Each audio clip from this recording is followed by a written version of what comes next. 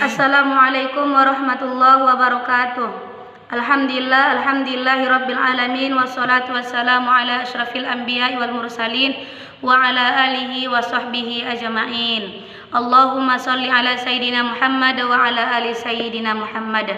Saya yang bernama Nur Afni dari kelas 3D program Pendidikan Agama Islam. Saya akan menjelaskan kesimpulan materi tentang hakikat kurikulum yang dibimbing oleh dosen kita Bapak Haji Bakhtiar Nasution. Hakikat kurikulum, salah satu faktor yang menentukan pembangunan di bidang pendidikan akan mencapai sasarannya adalah perencanaannya yang baik. Perencanaan yang baik tentunya mensyaratkan tersedianya dukungan yang benar-benar mencerminkan keadaan yang sebenarnya, akurat dan mutakhir. Pengertian kurikulum. Istilah kurikulum memiliki berbagai tafsiran yang dirumuskan oleh pakar-pakar oleh bidang pengembangan kurikulum sejak dulu sampai dengan dewasa ini. Kurikulum juga dapat diartikan sebagai seperangkat rencana dan pengaturan mengenai tujuan, kompetensi dasar, materi standar dan hasil belajar serta yang digunakan sebagai pedoman penyelenggaraan kegiatan pembelajaran untuk mencapai kompetensi dasar dan tujuan pendidikan. Dengan demikian, kurikulum itu merupakan program pendidikan bukan program pengajaran, yaitu program yang direncanakan, diprogramkan, dan dirancangkan yang berisi berbagai bahan ajar dan pengalaman belajar yang baik yang berasal dari waktu yang lalu, sekarang maupun yang akan datang. Jadi kurikulum ialah suatu program pendidikan yang berisikan berbagai bahan ajar dan pengalaman belajar yang diprogramkan, direncanakan, dan dirancangkan secara sistematik atas norma-norma yang berlaku yang dijadikan pedoman dan proses pembelajaran bagi tenaga kependidikan dan peserta didik untuk mencapai tujuan pendidikan. Saylor, Alexander, dan Lewis membuat kategori rumusan pengertian kurikulum, yaitu yang pertama, kurikulum sebagai rencana pembelajaran atau bahan ajar. Yang kedua, kurikulum sebagai pengalaman belajar. Yang ketiga, kurikulum sebagai rencana belajar. Dari definisi yang disampaikan di atas, Langgulung berkesimpulan bahwa kurikulum itu mempunyai 4 unsur atau aspek utama, yaitu 1. Tujuan-tujuan yang ingin dapat dicapai oleh pendidikan itu. 2. Pengetahuan, informasi-informasi, data-data, aktivitas-aktivitas, dan pengalaman-pengalaman dari mana terbentuk kurikulum itu. 3. Metode dan cara-cara mengajar yang dipakai oleh guru-guru untuk mengajar dan mendorong murid-murid belajar dan membawa mereka ke arah yang dikehendaki oleh kurikulum yang direncanakan dalam kurikulum. Dengan menggunakan pengertian kurikulum sebagaimana yang dikemukakan di atas, bahwa dalam pengembangan kurikulum mengikuti 4 komponen, yaitu tujuan yang ingin dicapai, pengalaman belajar yang dianggap efektif, dan pengorganisasian pengalaman belajar serta penilaian untuk mengetahui sejauh mana tujuan yang telah ditentukan dan dapat dicapai. B. Fungsi kurikulum. Kurikulum berfungsi sebagai pedoman atau acuan. Bagi guru, kurikulum berfungsi sebagai pedoman dalam melaksanakan proses pembelajaran. Bagi kepala sekolah dan pengawas, kurikulum berfungsi sebagai pedoman dalam melaksanakan survei atau pengawasan. Bagi orang tua, kurikulum berfungsi sebagai pedoman dalam membimbing anaknya belajar di rumah. Bagi masyarakat, kurikulum berfungsi sebagai pedoman untuk memberikan bantuan bagi terselenggaranya proses pendidikan di sekolah. Sedangkan bagi siswa, kurikulum berfungsi sebagai salah satu pedoman belajar. Fungsi kurikulum bagi sekolah yang bersangkutan adalah sebagai alat untuk mencapai tujuan pembelajaran yang dalam kurikulum berbasis kompetensi atau KBK disebut sebagai standar kompetensi.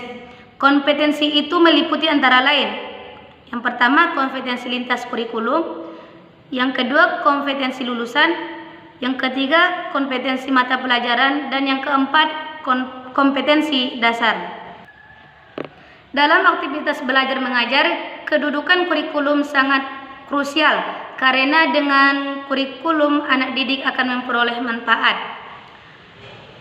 Di samping itu juga kurikulum bermanfaat bagi anak didik juga mempunyai fungsi-fungsi, yaitu yang pertama fungsi kurikulum dalam rangka pencapaian tujuan pendidikan, yang kedua fungsi kurikulum bagi anak didik, yang ketiga fungsi kurikulum bagi pendidik.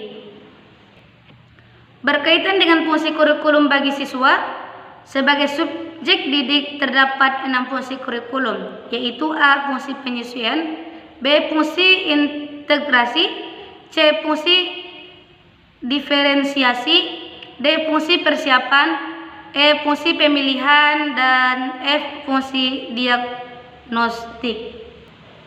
C. Peranan kurikulum.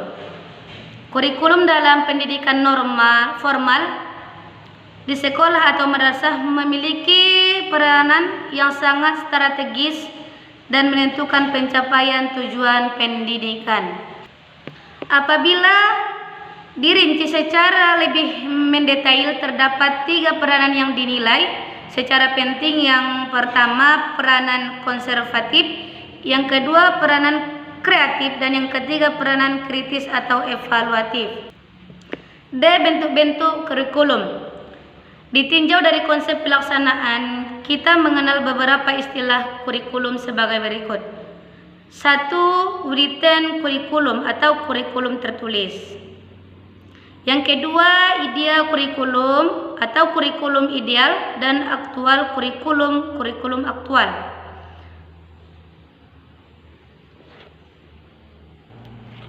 Adapun written kurikulum yaitu kurikulum yang tertulis berupa dokumen-dokumen yang berisi program pembelajaran. Kurikulum tertulis merupakan kurikulum yang sudah disetujui pemerintah. Kurikulum ideal yaitu kurikulum yang berisi sesuatu yang ideal, sesuatu yang dicita-citakan sebagaimana yang tertuang di dalam dokumen kurikulum. Kurikulum aktual yaitu kurikulum yang dilaksanakan dalam proses pengajaran dan pembelajaran. Kurikulum dan pengajaran merupakan 2 istilah yang tidak dapat dipisahkan. Kurikulum merujuk kepada bahan ajar yang telah direncanakan yang akan dilaksanakan dalam jangka panjang. Jadi, kurikulum ideal adalah kurikulum yang diharapkan dapat dilaksanakan dan berfungsi sebagai acuan atau program guru dalam proses belajar mengajar. Karena kurikulum ini menjadi pedoman bagi guru, maka kurikulum ini juga disebut kurikulum formal atau kurikulum tertulis. Fungsi kurikulum tersembunyi. Walaupun kurikulum tersembunyi memberikan sejumlah besar pengetahuan pada siswa, ketidaksamaan yang diakibatkan kesengajaan antar kelas dan status sosial sering menimbulkan konotasi negatif.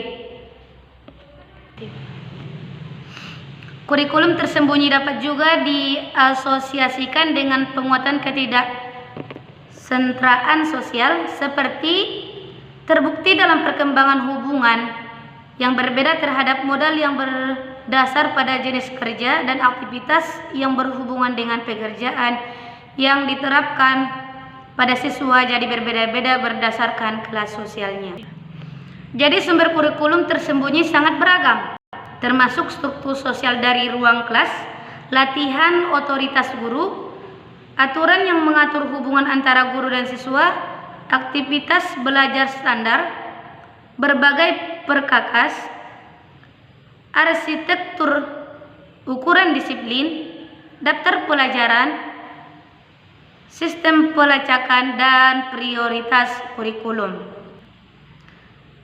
Keragaman dalam sumber ini menghasilkan perbedaan yang ditemukan saat membandingkan saat kurikulum tersembunyi dihubungkan dengan berbagai kelas dan status sosial.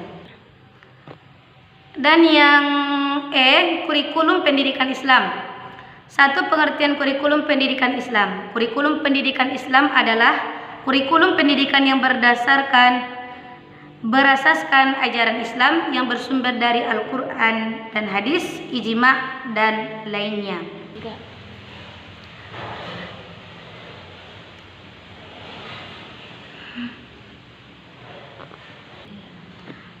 Penutup, kurikulum atau kesimpulan, kurikulum dalam pendidikan Islam dikenal dengan kata manhaj yang berarti jalan yang terang yang dilalui seseorang, baik orang itu guru atau juru latih atau ayah atau yang lainnya, meliputi semua unsur-unsur proses pendidikan dan semua unsur-unsur rencana pendidikan yang diikuti oleh guru atau pendidik atau institusi pendidikan dalam mengajar dan mendidik murid-muridnya.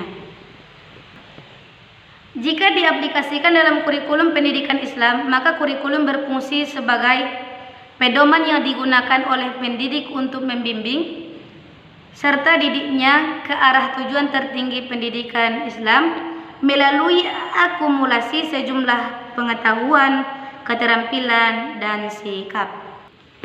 Dalam hal ini, proses pendidikan Islam bukanlah suatu proses yang dapat dilakukan secara serampangan, tetapi hendaknya mengacu kepada konseptualisasi manusia paripurna, insan kamil, yang strateginya telah tersusun secara sistematis dalam kurikulum pendidikan Islam. Karena dalam menentukan atau memilih kurikulum mempertimbangkan aspek tujuan agama dan akhlak.